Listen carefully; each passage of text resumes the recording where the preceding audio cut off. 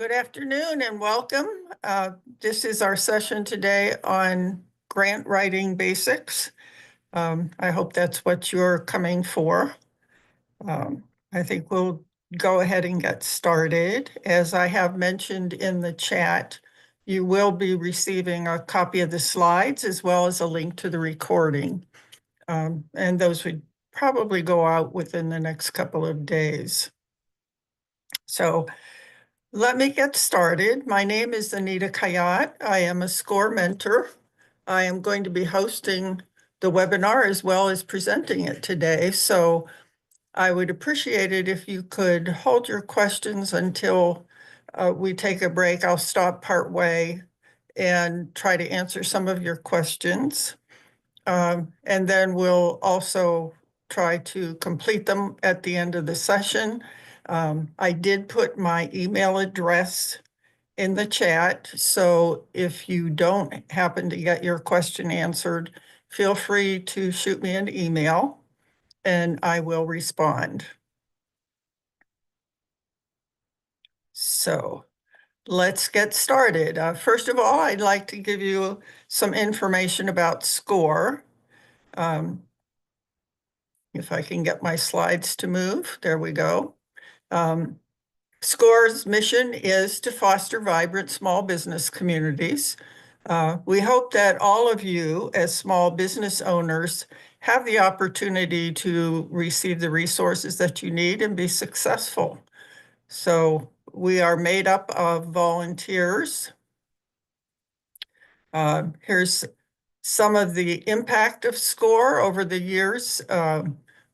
In the most recent year, we helped to start over 30,000 businesses and also to generate 150,000 jobs, which is pretty impressive, I think. So we have all types of entrepreneurs that we work with. We have approximately 10% of our entrepreneurs are veterans and over 50% are women, which is fantastic. We do have a code of ethics. So if you work with a SCORE mentor, you can be confident that your information is not going to be shared in any way. It's not going to be used to make money.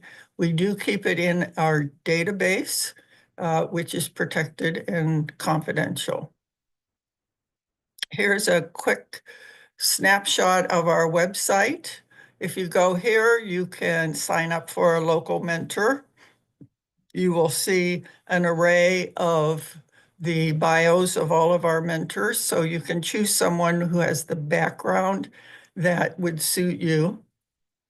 Here you will also find a list of all the upcoming workshops that are live, as well as close to 100 recorded workshops. So if you don't have time to show up for a workshop, you can go to our website and review the recorded workshop.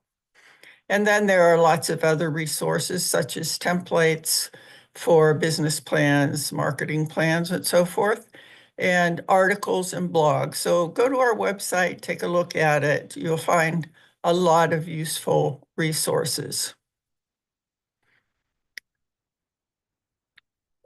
We get back. We don't want to be on the home page. Okay.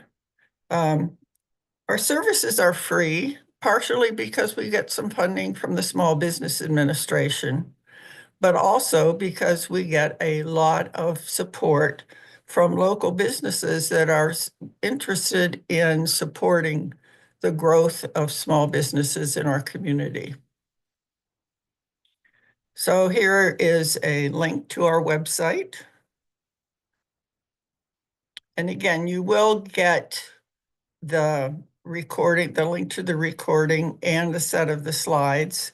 And on the slides, if you put it in the slideshow mode, all of the links will be live. So they will take you to the specific space indicated. So our session objectives today are to help you find out where you can find grant opportunities. How do you determine that you're eligible? We want you to understand how to approach writing a grant and what sorts of things you need to include in your application. So where are places that you'll find opportunities? Sometimes from your board members, especially local grants opportunities. Your boards may well be aware because they sit on multiple boards or they're involved in other types of organizations that give grants. So do check with your board members. Of course, you can simply do a Google search and indicate, what organizations supply grant money to nonprofits that match my mission. And then you can take the time to go to businesses and foundations that are locally. But probably the most expedient way to find grant opportunities is to go to candid.org. Now, Candid is a wonderful resource. It used to be called the Foundation Center. It has a list of all of the organizations that give grants, particularly private organizations. And not only can you find that they give grants, but that they support organizations like you. What type of organizations have they given grants to, and what amounts have they given? So that would give you an idea of where you might be more likely to find funding. From the federal, you can go to grants.gov. That, again, represents 26 government agencies. And if you put in a keyword, it'll bring up any grant opportunity that includes that keyword. So you'll find there are quite a lot and you have to wade through them, but they're very current.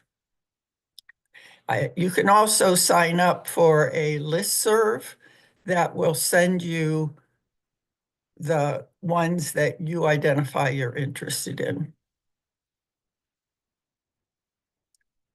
So here are some links. Now this is for the state of Ohio, but every state probably has some sort of support for their organizations. There are city links and also county. So one of the things you want to think about when you first look at a grant is whether you're eligible. And almost all grant programs will identify what the eligibility is. They'll say, for federal grants, you can register through grants.gov. And first of all, you go to sam.gov and get a universal or unique identifier. And then you can use that to search for any grants. Private foundations generally will list the eligibility in the announcement. Private grants often are made by foundations that are focused on very specific things, like the Ruth Coleman Breast Cancer Foundation, the Brain Tumor Foundation, Leukemia and Lymphoma Organization. But there are a lot also that are more general and may suit your purposes. So if you're looking at federal organization or grants for certain, they will often identify not only the size and types of organizations, but very specific objectives of the funding agencies. And they may tell you what type of organizations are ineligible. Like they will sometimes say you have to be a 501c3 and you have to be in business for a minimum of 3 years or have audited financials. So again, read the eligibility requirements.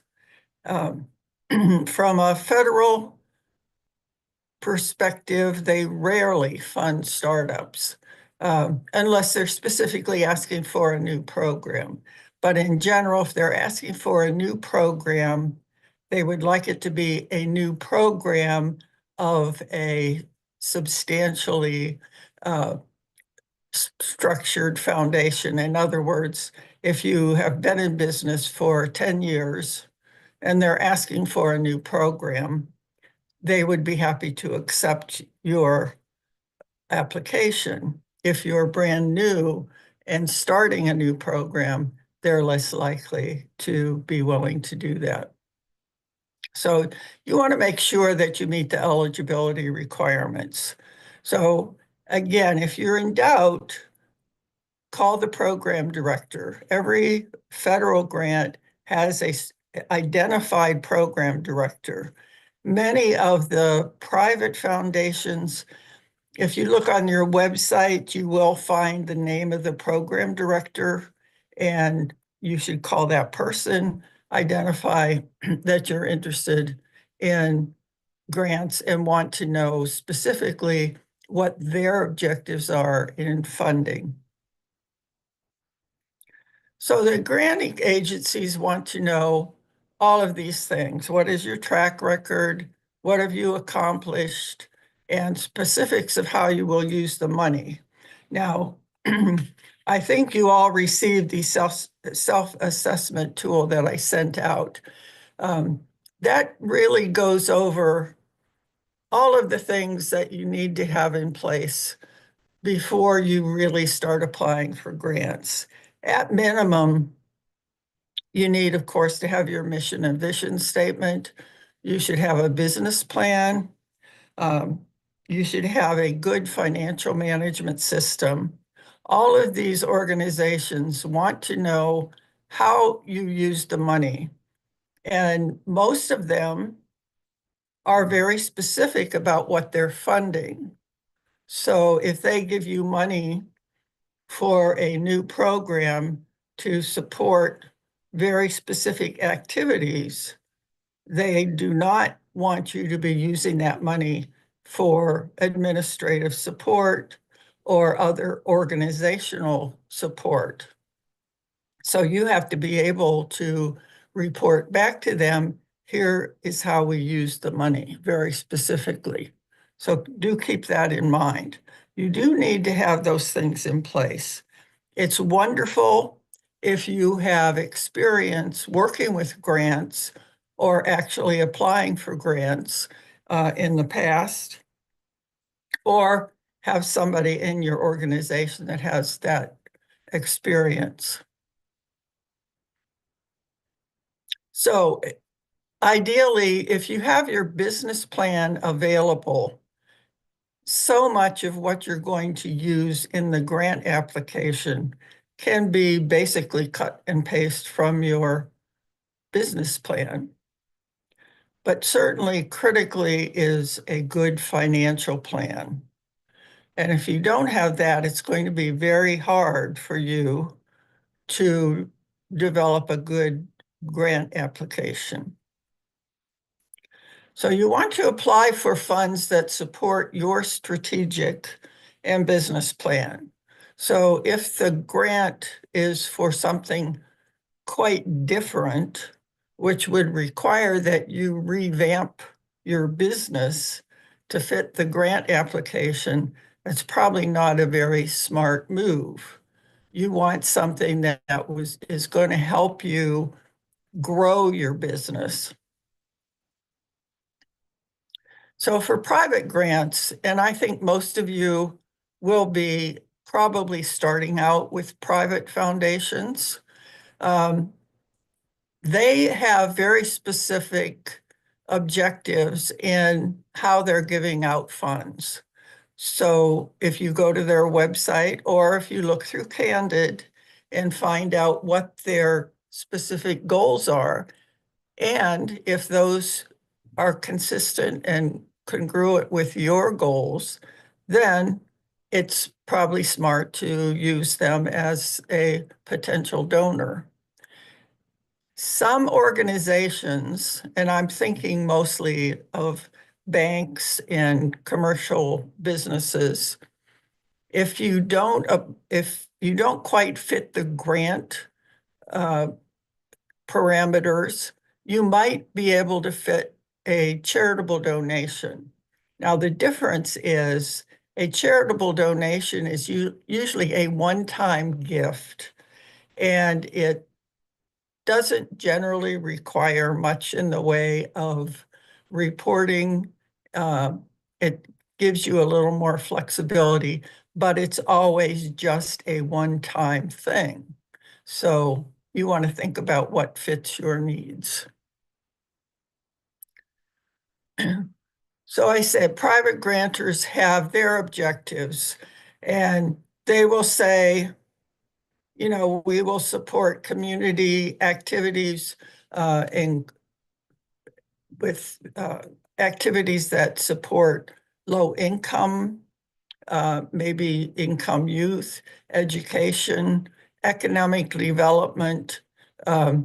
So if you fit one of those, you don't have to fit all of them, but if you fit one of them, that's a good potential source for funds. I'm quoting, this is from one of the bank foundations. As a corporate neighbor, our focus is on neighbors, education, and workforce, with an emphasis on racial, economic, and environmental equity. So, for instance, SCORE, we are a nonprofit. We raise a good deal of our money, probably 75%. And so we would apply to this particular funder by saying that we support education and economic development in the inner city. We work with the community development centers to help entrepreneurs who don't have a lot of money to invest in getting help to start their businesses. We provide that for free. And so we are able to get funding from banks and other private institutions to support the local neighborhood.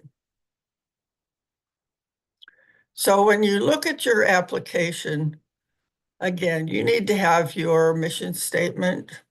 They always want to see a background summary and the statement of need, which is critical. What are you asking for funding for? What is it that, and how is it going to make a difference? So it's basically, what is your program going to do, and who are they going to do it, and what are they going to do it for? So that, and again, the project is something within, usually within your organization. So if you're writing a grant to support the startup of an organization, it's pretty difficult to get funding, again, unless they specifically indicate that they fund startups. Many times the expectation is that you are a solid organization. You want to start a new program within your organization as a project, or maybe you have a specific project that you want to do on a short-term basis. Maybe you've decided that you're going to help a local organization get established as a new organization, and that's your project. So again, it's not generally to support your entire, excuse me a minute.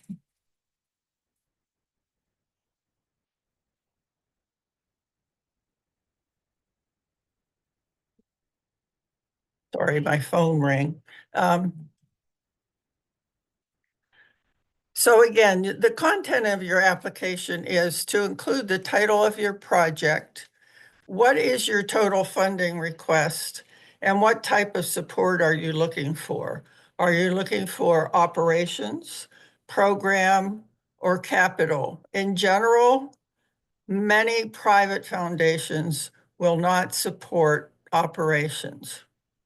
They will support a program. So when I say they don't support operations, it doesn't mean that they don't support operations relating to that program. So if your organization is starting a new project and your administrative person is spending 10 or 15% on that project, they would fund that 10 or 15% of their salary. They would not fund 100% of that salary to do the administrative work for the organization. So, and also many private foundations will not support large capital expenses. They might support computers, upgrading computers, that type of small capital. But in general, if you're looking at large capital expenses, you probably want to conduct some type of capital fundraising. So then you want to put in a description of your project. And a lot of times they'll just say, you know, upload the file. They want to know the start and the end dates. And then they want to know, where will the services be provided? Many of the local or regional organizations are very specific about what area they are willing to support the activity in. For instance, the Cleveland Foundation will support activity in Cuyahoga County or Lake County, but our SCORE chapter, for instance, covers 8 counties. So if we're going to do something in other counties, we can't apply that for Cleveland Foundation funds. So those are things that you need to be aware of. They want to know the number of individuals served.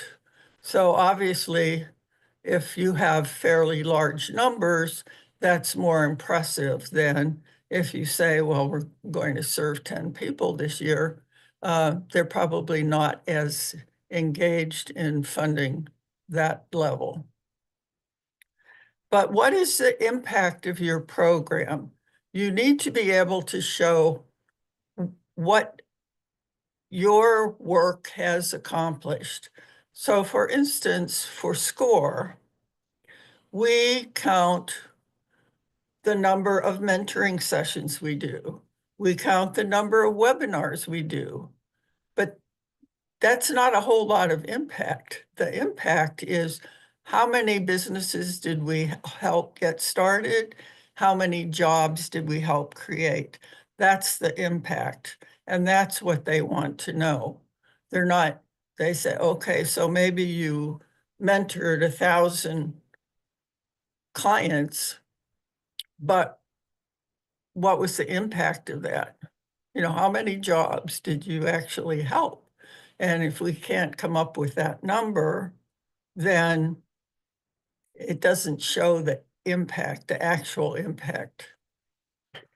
So they want your budget detail, and that would be not only for the project, they generally want your total organizational budget.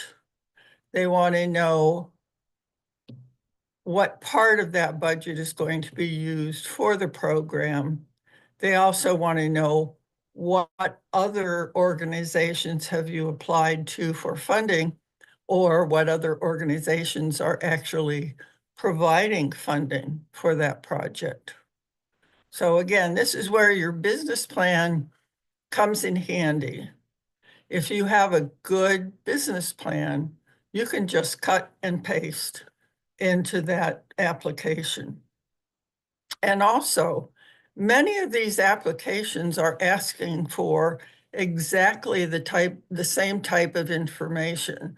So if you have a good business plan, a good budget detailed, you can apply for multiple grants using that same information. So, and don't think that you can't apply for more than one funding application at the same time, because if you're lucky and you get more than one willing to fund your application, many times they don't fully fund it. If they do, that's great.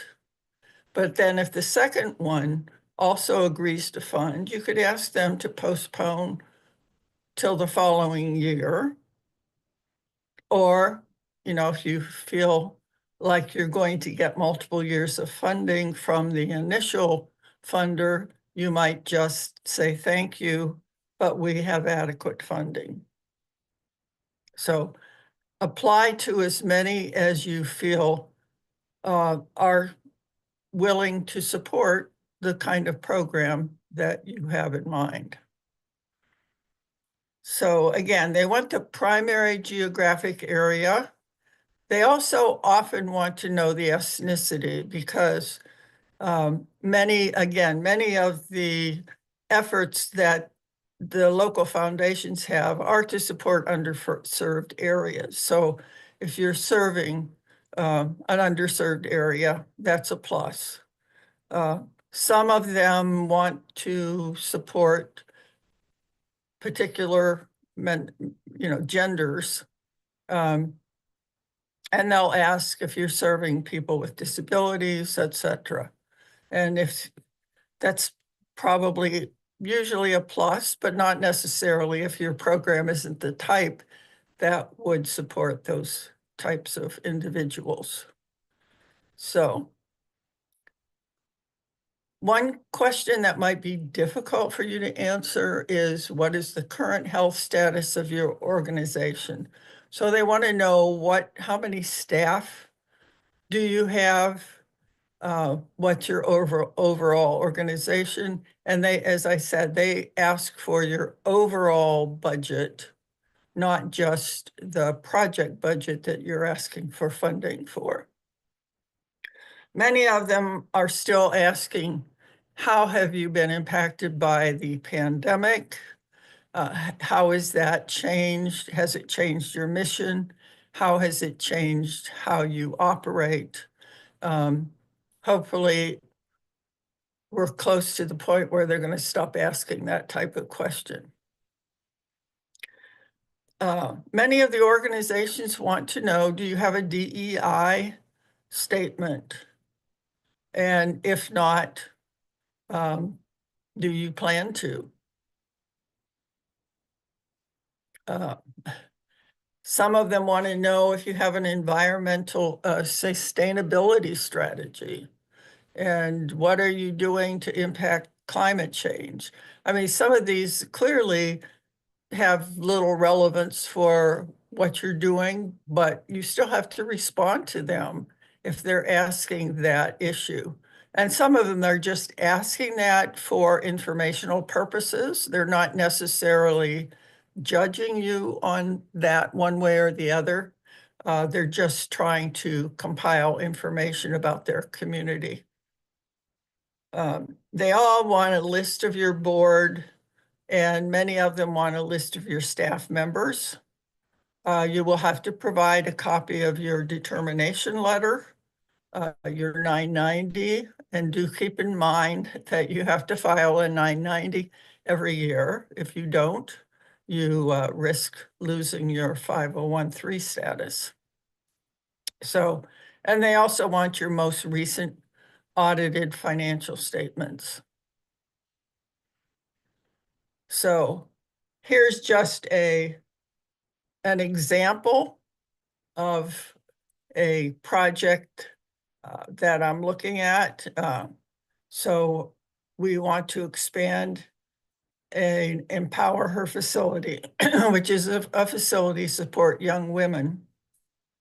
We're asking for a funding request of $150,000. We're looking at distributing it in this way.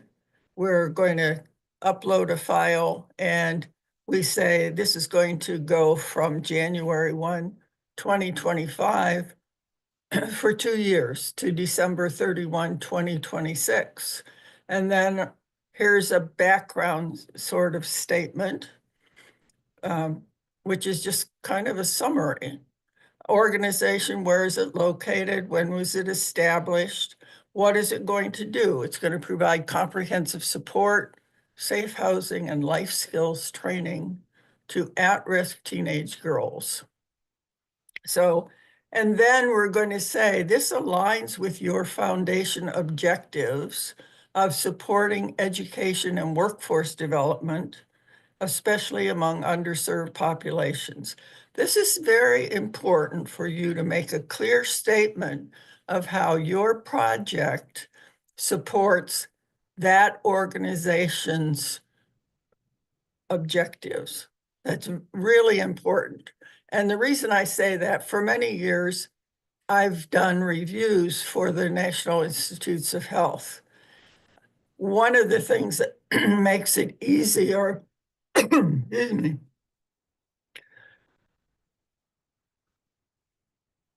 it makes it easier for the reviewer if they can see that your project clearly supports the organizational project.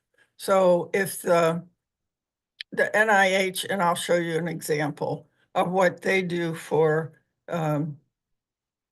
their applications, you always want to say, here's how my program aligns with your objectives. So we go on to say about our organization. We offer a unique model.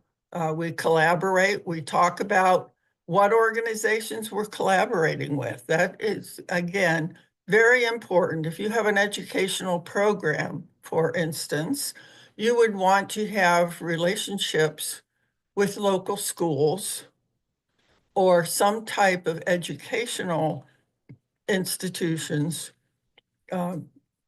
for a number of reasons, maybe just to get referrals, but also maybe to exchange your syllabi or your curriculum so that you can interface with the local schools.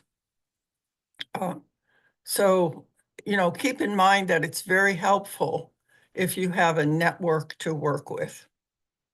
So we say, why are we requesting funds?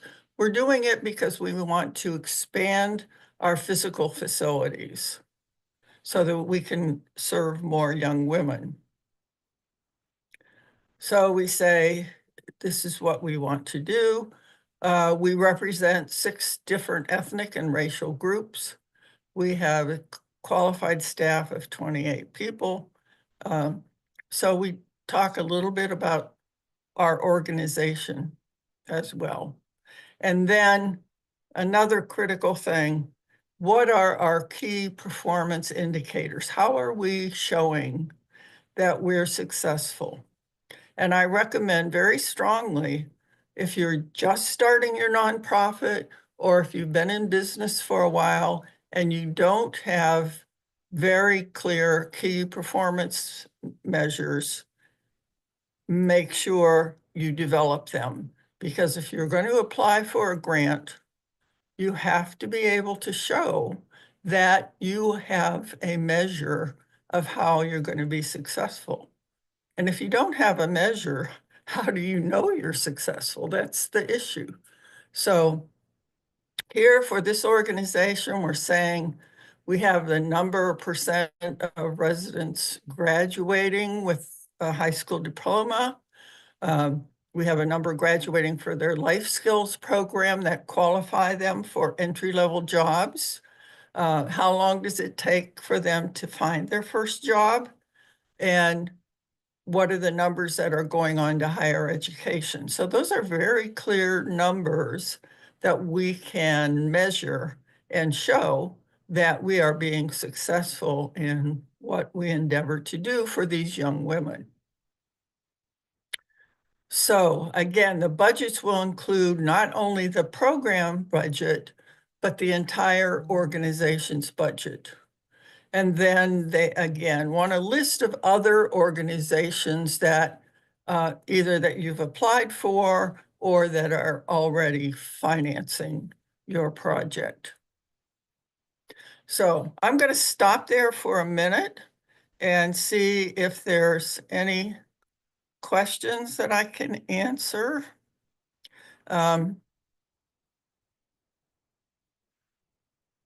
Please, let's see. Okay.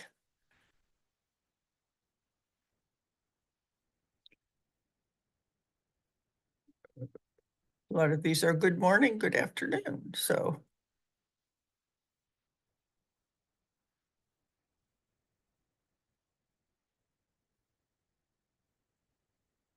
okay, so we have people from all over. That's great.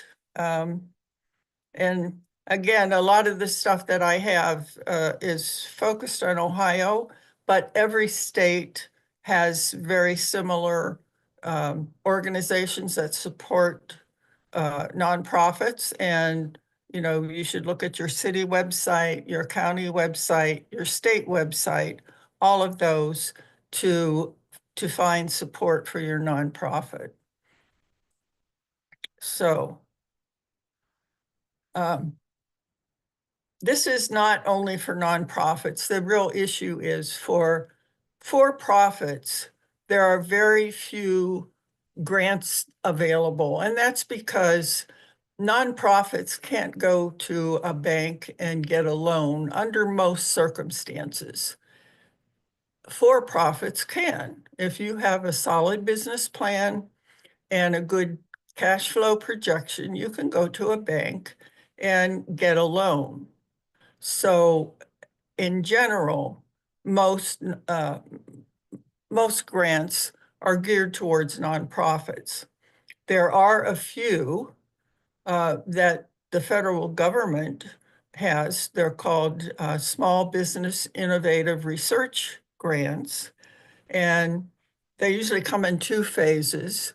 The first is if you have something that, particularly a technology that you've developed and you need help with both the development and the commercialization, the government will give you a phase 1 grant to help you with the development.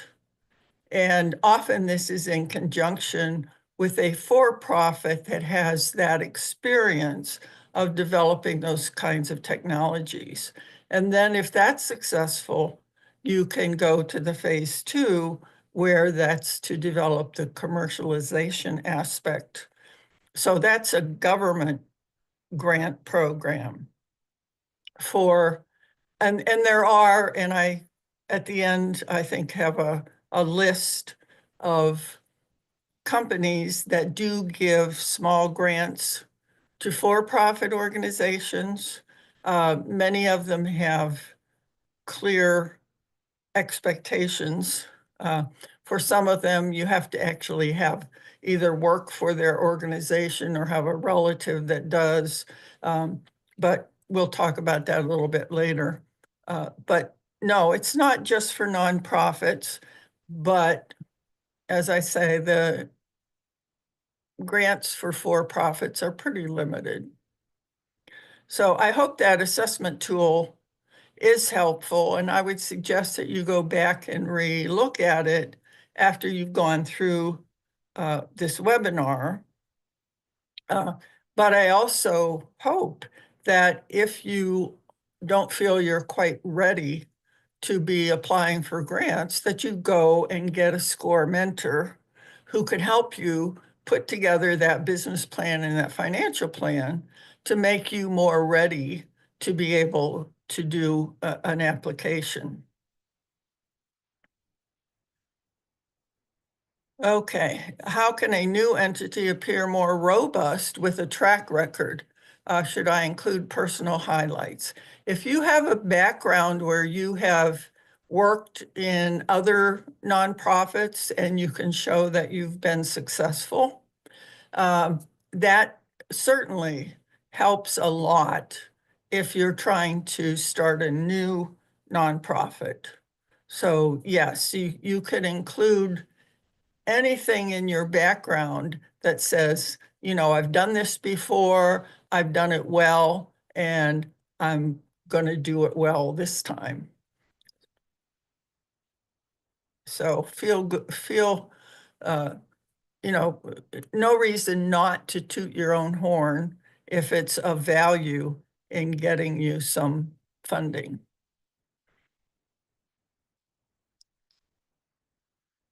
The links that I've provided are free. Again, Candid is an interesting organization. It does cost to join it because it generally supports universities and libraries and things like that. But you can go to your local library and see if they have access to Candid. And if they do, then you can use it for free. And I would definitely recommend that you find a library that does have the Candid database. And certainly the reference librarian should be able to show you exactly how to use it. And because otherwise it's very expensive. So again, do hunt around if you have to. I know in Cleveland, the Cleveland Public Library has access, the Cleveland Heights Library, the Twinsburg Library. I think you could, so there are 6 or 7, the Westlake Library. So there are quite a few. And I would think, again, there are, I believe, 5 Candid centers throughout the country. And many libraries and universities are members. So, you know, if you're close to a university or you're close to a library, check it out and see if they have access. There is no cost to use grants.gov. What you will find a little bit frustrating is if you put in a keyword, dozens of grants will come up. And so sorting through them is a little bit tedious. So again, you might want to sign up for the listserv that sends you only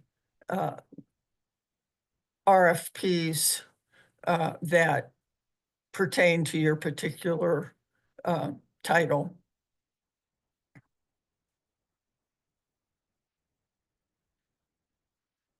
Again, yes, you will be able to access the information. We're sending you a copy of the slides and a link to the recording. The recording will be on our website within the week, but we'll send you the link to our YouTube channel.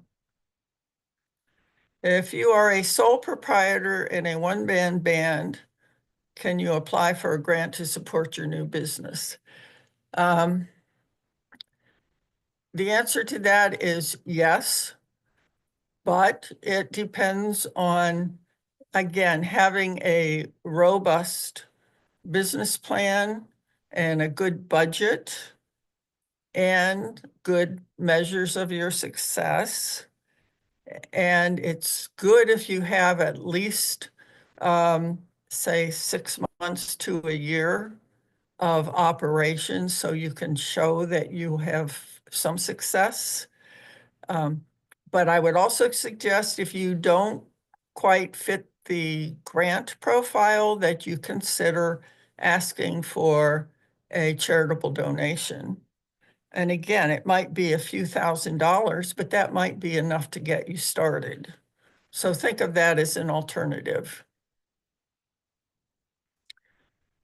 Okay, let's see. Yes, and it's true, as I said before, that you do need to register on sam.gov and get your UEI so that you can apply for federal grants.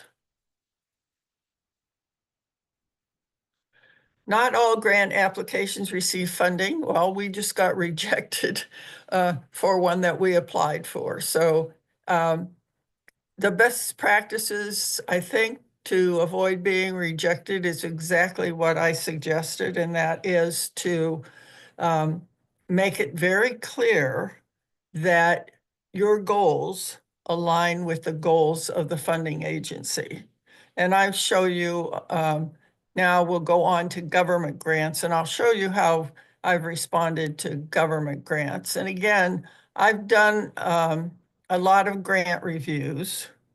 And to be honest, if you review grants, it's a bit tedious. You know, you want the shortest grant as possible because you don't want to wade through pages and pages. But one of your big questions is, does this application really meet the requirements of our request for proposal or our request for application?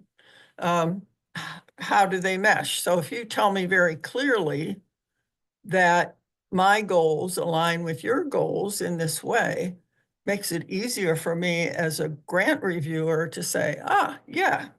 The other things that are really important when reviewing grants is the principal investigator or the primary person being responsible for the project, do they have the qualifications and the track record to carry out this program? So that's another really critical thing when it comes to the grant reviewer, because you're giving money to somebody and you want to know that they're going to be able to actually do the project. So let's talk about government grants now. And I don't know how many of you will actually be going to government grants. You should know that government grants are different from private foundation grants in one major way, and that is that the government grants are to support their program, not your program. So they sit down and they say, okay, let's discuss what new programs we want to implement over the next 5 years. And they outline that program and they put out a request for proposals that say, can you do this program? So again, they describe the program that they want to have carried out. And so you need to read the announcement very carefully. Are you eligible? And if you are, can your organization accomplish the program that's described in the announcement? So you have to think about it in the way that, is this program a program that's going to help my organization either grow or diversify or in some way, is it going to be a good thing for my organization? Because I'm going to have to allocate staff members, other resources to develop this program the way the government wants it done. So am I able actually to provide those resources without stripping my already in place organization? Then do you have the fiscal and infrastructure? The federal government is very, very clear on detailed reporting. So if you don't have a really good financial system and you can keep your grant money very clearly separated from the rest of your organizational funds, you're going to be challenged. So again, you have to have a really good financial system. Government grants are difficult, particularly the first application. And again, having been a grant reviewer and having heard the people at the NIH talking about giving grants and scoring, they like to give grants to organizations that they know, that they have experience with. So once you get a grant, if you perform very well, your chances of getting subsequent grants improves dramatically. Getting that first one is going to be a challenge unless you are very unique and outstanding in your field.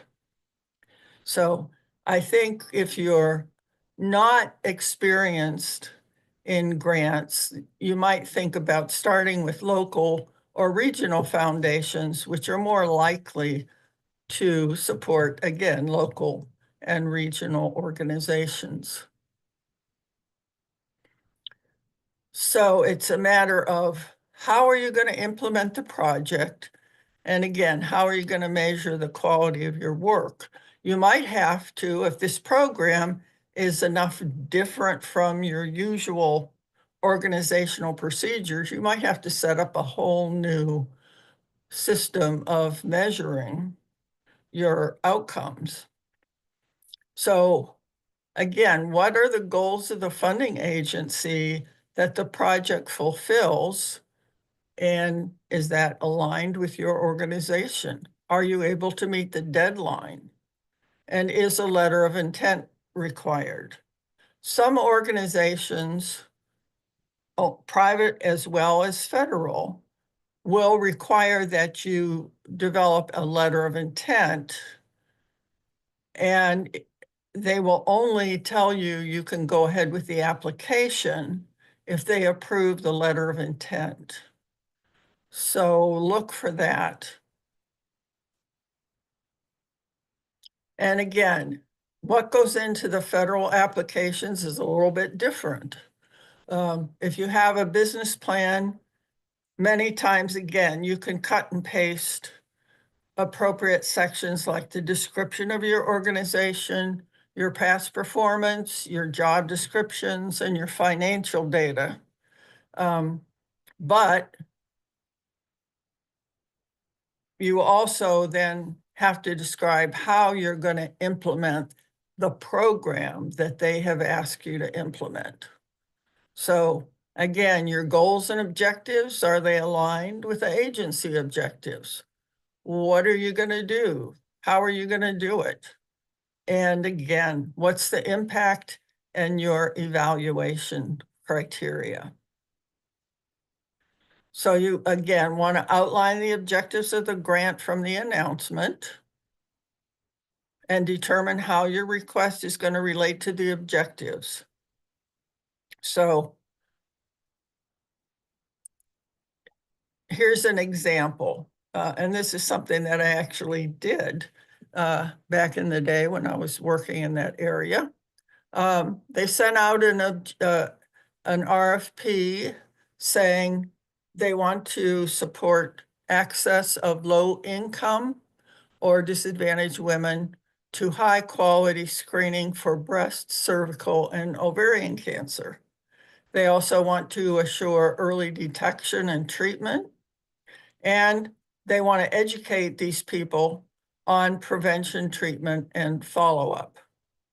So in order to respond to that, again, I'm going to specifically relate each of the objectives to my response.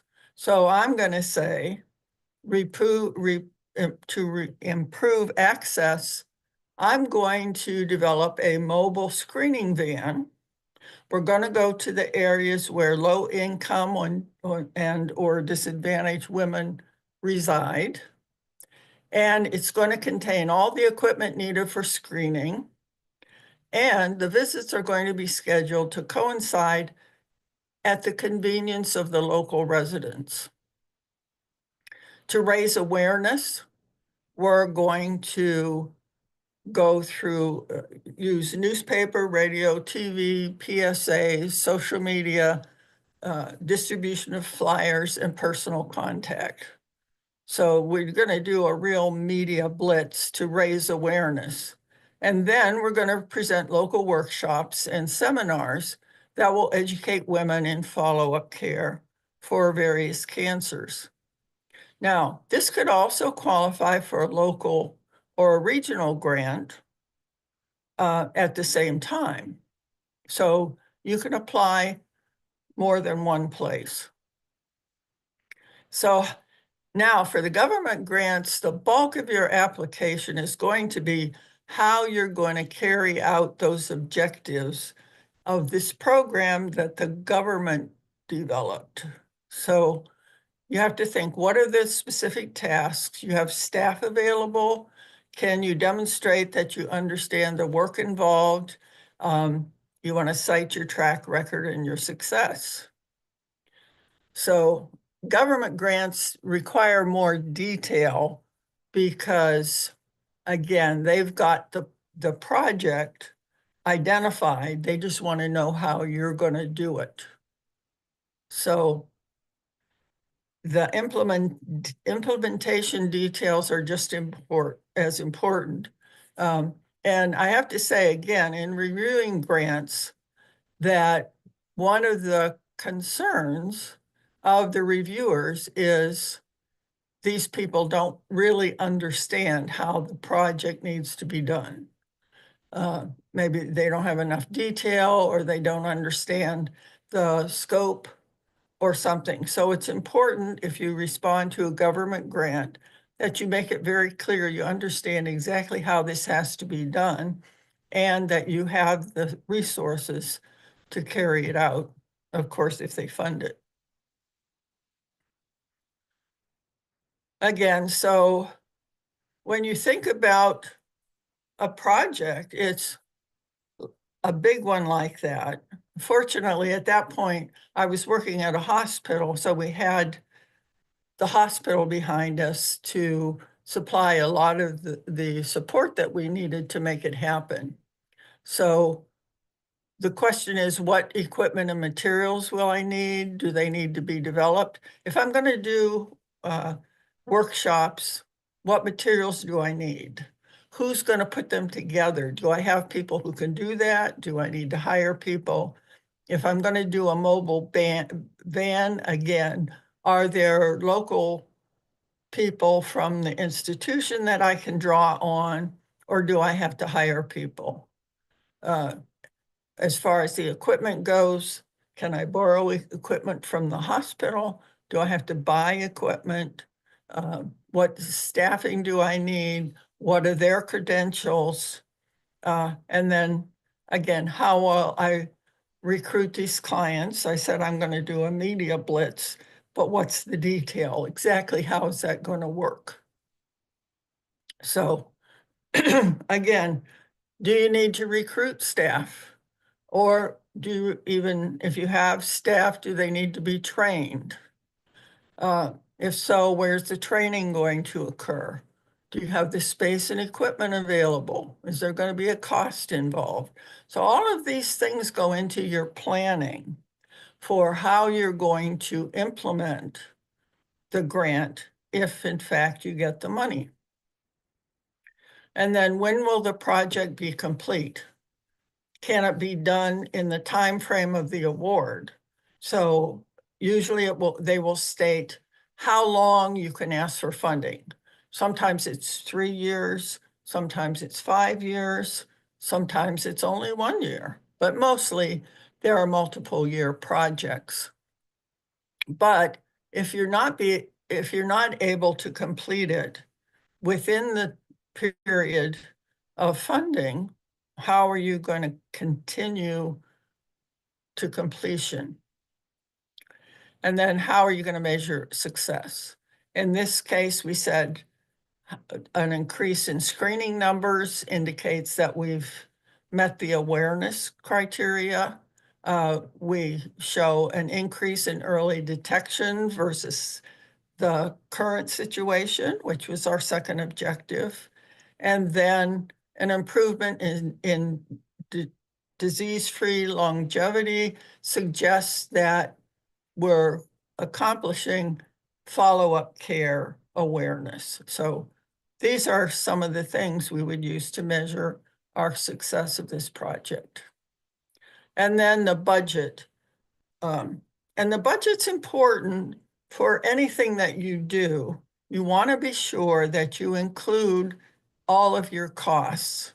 You know, don't think if we're the lowest budget coming in that we'll automatically get funded. This is not true. What you need to do is make sure that you have adequate funding to be able to carry out the project. And again, the grant reviewers are generally people who are experienced in this area and will notice if you don't put things in your budget that you'll need to carry out the project.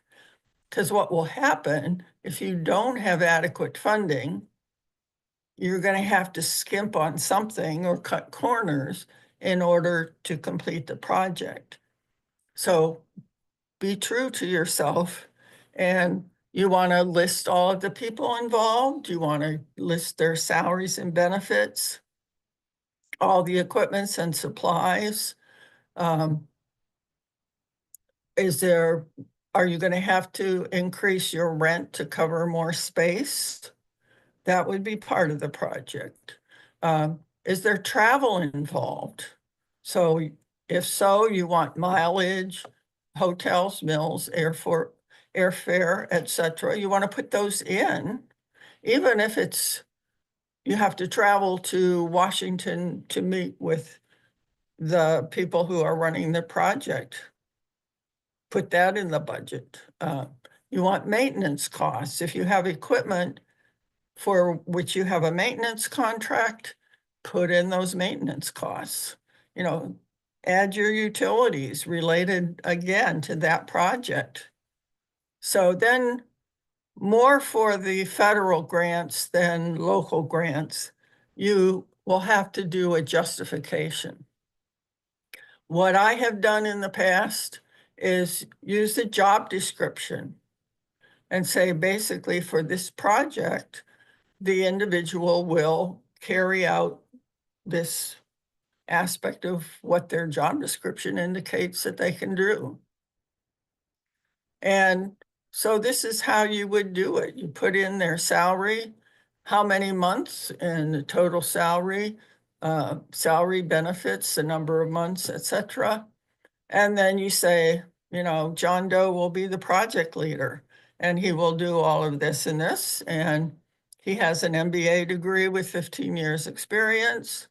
And then Ms. Smith is going to be responsible for managing the screening process. So those are the kinds of things you need to include in your budget justification. So then the question comes up, do I need to hire a grant writer? And I think that's really up to you. First of all, if it's expensive and you can't include that in your cost of doing the project, so you have to be willing to shell out that money out of your regular budget. They can be an asset, but I'd say you want to really vet those people and have them show you what successful applications have they submitted before. Do not ever hire somebody who comes and says to you, I can write a grant application for you without knowing what the grant is all about. And I have had clients who come and say, well, so-and-so wrote me a grant application and here it is. Well, it's basically a business plan because they don't have any idea what grant they're applying for. So keep in mind, if you have a grant writer, you're the one that has to supply all the information about your organization, about your budget, everything. They're simply writing it for you. With the advent of all the AI tools available today, I find when I'm applying for a grant, if I write a paragraph or two and put it in Chat GPT and say, make it more marketable or more compelling, or rewrite it to focus on this or that, it does as much for me as any grant writer would do. So, but do remember, if you hire a grant writer, you're responsible for everything that goes into that grant application and everything that's proposed.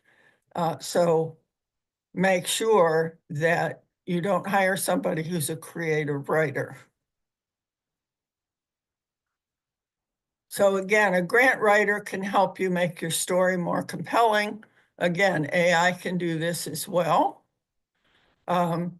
He or she would also check it for grammar and spelling, check your budget figures, and make sure that you meet the formatting and length and that sort of thing. Again, I don't mean to put grant writers out of business, but I think AI can often do the job just as well. In-house written proposals are often very successful. I worked in an organization where we had $60 million in grants. I was responsible for ultimately compiling all of the information in the grant, and we were always successful.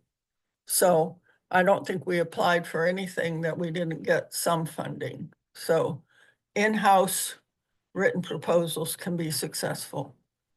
Your staff knows the organization, and so you can call on various people in your organization to help you write the grant. They also are aware of the skill sets of the staff that's available.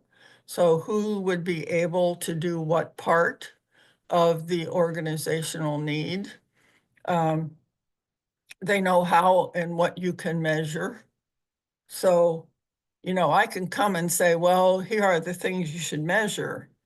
The question is, do you have the ability to measure those? Maybe you don't have the right database, or maybe you have the data, but you can't extract it effectively.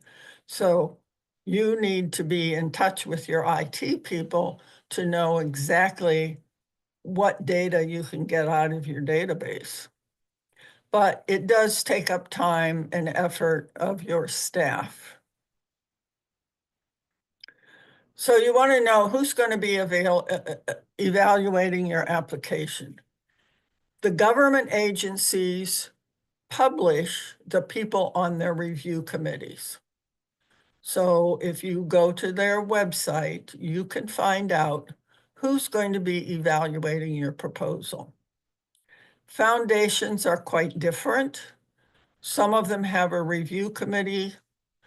You can check their website. Sometimes they will list people, but not very often.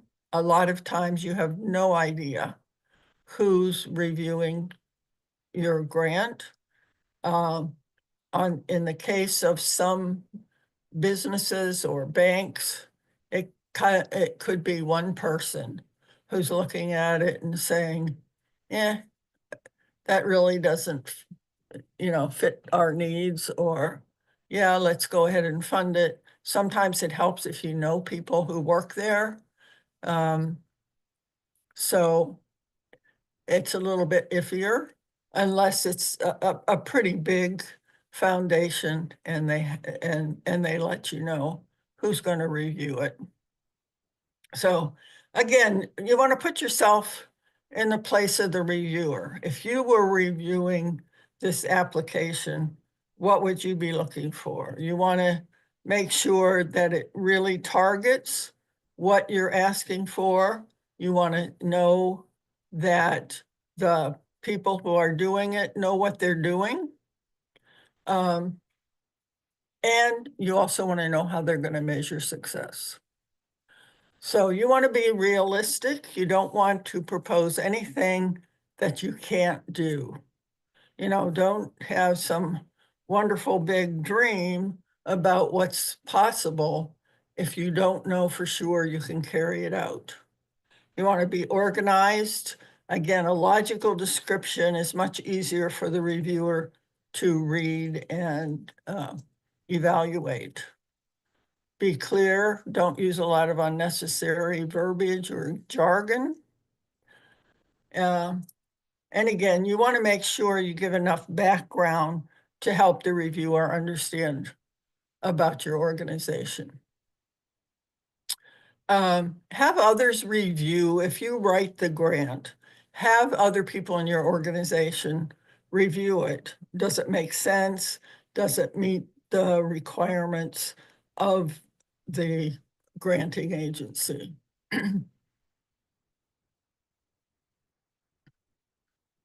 So if the format for the grant is included in the application, make sure you use them exactly as detailed. Sometimes, mostly because things are submitted electronically, if they limit the number of words, they cut you off when you've reached that limit. So you don't have a lot of chance to go over. Again, they just automatically set it. If you have to include determination letters, list of board members, things like that, make sure you do that, because they can use that as a rationale for disqualifying your application, and you don't want them to do that. And make sure that you get the application in on time, because that, again, is the number one way they can disqualify you, by just saying you didn't get it in on time. So again, if you have questions, contact the program director. In general, they're very helpful. They do want you to be successful, and they do want to know that you clearly understand what's needed. As I mentioned earlier, if you're working with other organizations or agency, that's a plus, but you do want to get letters of support from those agencies. And then have your grant application be reviewed by your board and your staff, again, so they understand what you're committing to and they're supportive of it. So the cycle works that the announcement is developed, it's published, the applications are filed, you have a deadline, the awards are announced, and then the funding are initiated. So the government, if you have a submission date of January 1, you won't hear anything till about October because it takes them that long to put together a review committee and have everything reviewed, reconciled, and then the funding determined. Private grants, on the other hand, again, they have a submission date. Some organizations will say if it's less than a certain amount, you'll hear within the month. Others will, or we review on a quarterly basis. If it's less than 25,000, if it's more, we review it on an annual basis or semi-annual basis. So they give you an idea, but it's usually the lag time is much shorter with private grants than it is with the government because they don't go through as much of a rigorous review process. Here are the criteria that the government uses and some of the private organizations as well. They want to know the significance. Do the investigators have the appropriate background? Is the project new? Is it looking at a different way of dealing with the problem? Does the approach seem appropriate? And does the environment provide support for the project? So, and the environment is something like I mentioned with the project we did with breast cancer and other cancer screening. We were in a hospital environment, so there were a lot of resources that we could call on because of that. If you're strictly on your own with no resource, it's much more difficult. So don't be discouraged.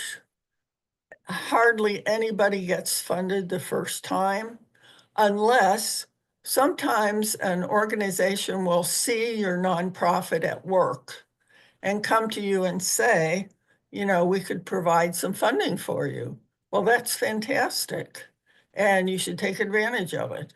But that's fairly rare. In general, the first time you apply, it's rejected. But what you want to do is ask them, can you provide me some feedback on why it was rejected? And if they give you specific information, you can then reapply, addressing those issues and making sure they've been resolved. Now, the government will send you the commentary of the reviewers and why they thought there were shortcomings in the proposal. So that gives you an opportunity, again, to correct those issues and resubmit the application. So again, don't get discouraged. It's the first attempt in learning. It happens to everybody, and it can be the best application you've ever written and still be rejected. So go back and do it again. So let's head back and see if there are more questions. Where do I find the entities that won the grant? Well, in SAM, if you go to the government, you can find, they've consolidated everything under SAM. So you should be able to find a list of the awards that were made and to whom they were made. I will check that for sure. They used to be under fedbizops.gov, and I don't think they're there anymore. But for the private grants, you can find in the Candid database what used to be GuideStar,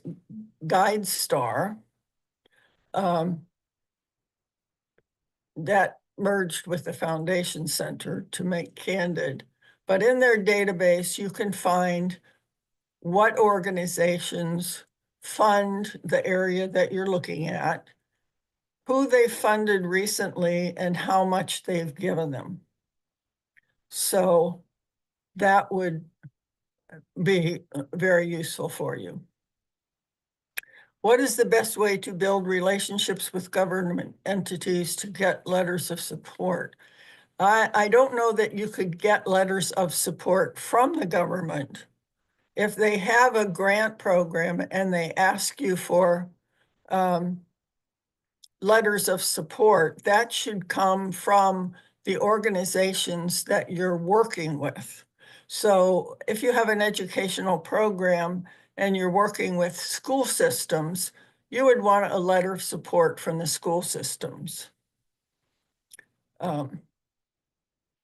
The government does offer grants for the arts, and that's under the National NEA, National Endowment of the Arts. So if you put that in, National Endowment of the Arts, you should be able to find information. DEI statement, do I need to have it in writing? The answer is no, although the idea is you have a policy, and if you have a policy is always in writing. You don't have to show it on your website, although there's nothing that actually would be good. So, if you have a DEI statement or a DEI policy, you should publish it so people know that you have it. And that's always good for your organization. So I think I've answered. Let me just go for sure. I don't want to miss.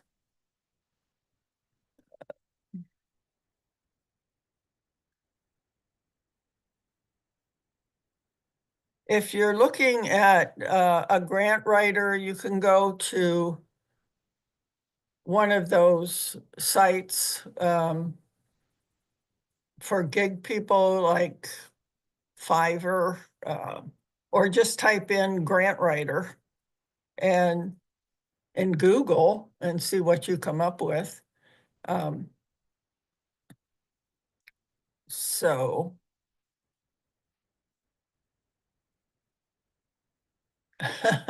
Susan Sandoval, I don't mean to denigrate what you're doing, and you might be a great grant writer. There are a lot of grant writers that are not great grant writers.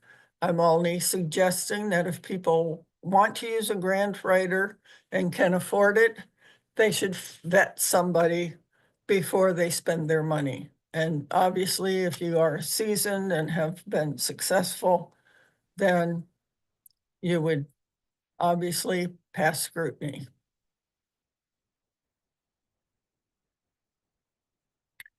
Okay, questions on the Q&A. I don't see any questions on the Q&A. Oh, here we are, sorry.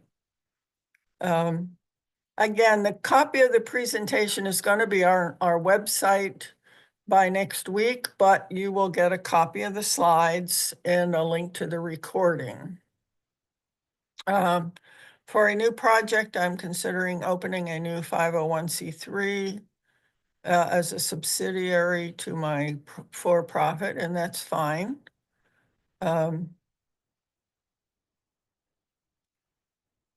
No, it's probably better if you do your for-profit and then a subsidiary with a nonprofit. again, if you have experience in your for-profit and you're developing a nonprofit, you can at least show your experience, again, and your impact of your for-profit as support for an application for your nonprofit. So what is the definition of underserved? Underserved is overused, but it generally means an area of socio and economic depression. And if you look at, say, the Small Business Administration, what they declare as hub zones, and you can look on the SBA website under what is considered a hub zone, those would be considered underserved areas.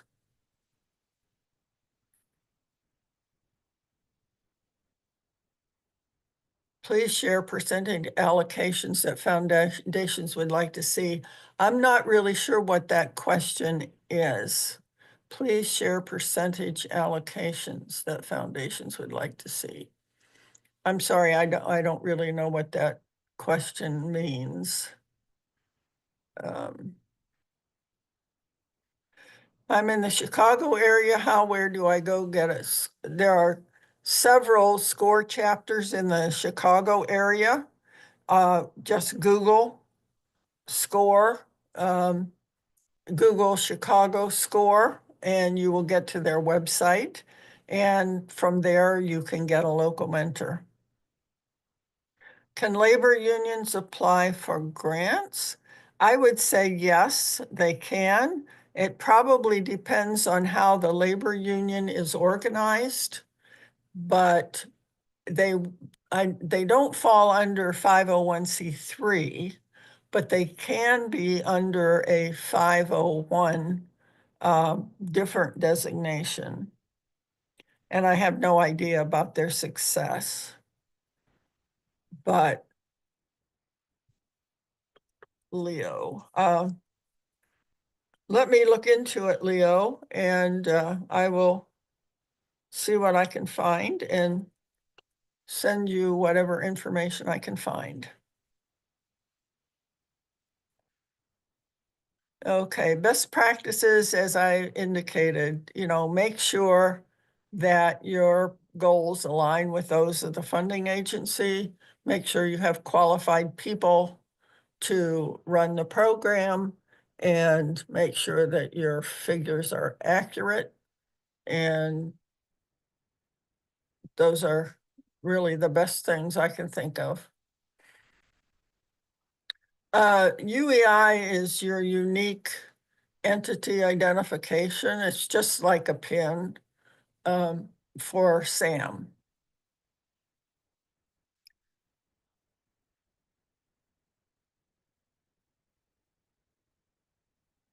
No, it isn't better to make the for-profit a subsidiary, the nonprofit. I would do it just the other way around.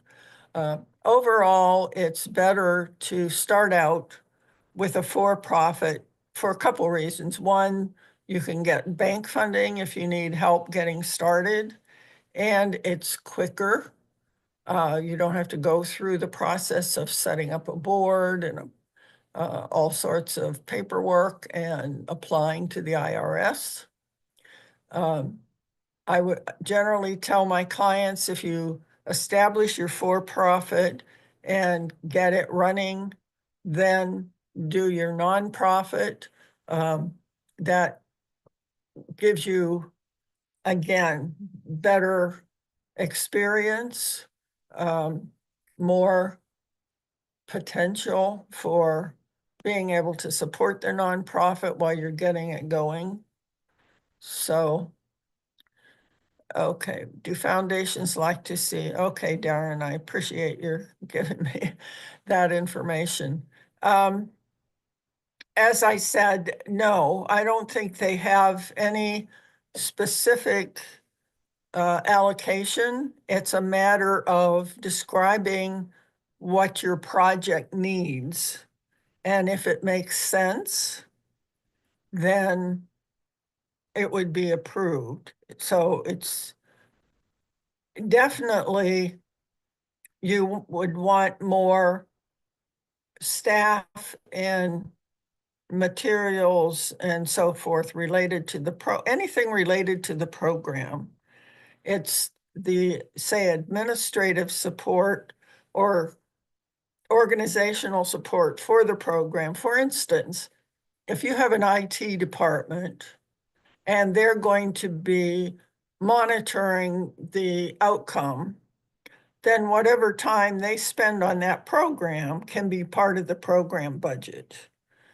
And as I mentioned, if you have an administrative person whose responsibility is to, say, oversee the budgets, provide administrative support for the program, that can also be budgeted as part of the program.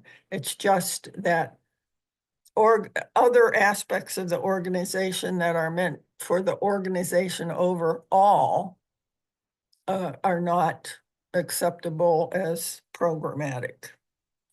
I hope that makes sense. Okay, I think we've got all of the questions. So I hope that's been helpful to you. I put my email address in the chat. It should be up at the top. And again, if you have further questions, feel free to let me know. I'm happy to try to respond.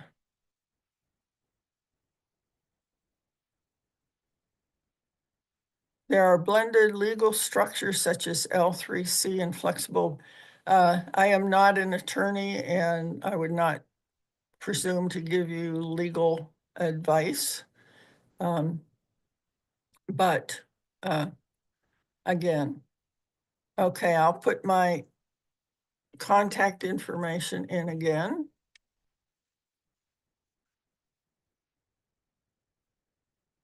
Okay, there it is. And again, feel free to email me. And thank you for attending. I know we've gone pretty long and I hope you haven't missed your lunch. So do feel free to attend any and all of our other webinars. We have many things to educate you on. And again, I look forward to seeing you at another webinar.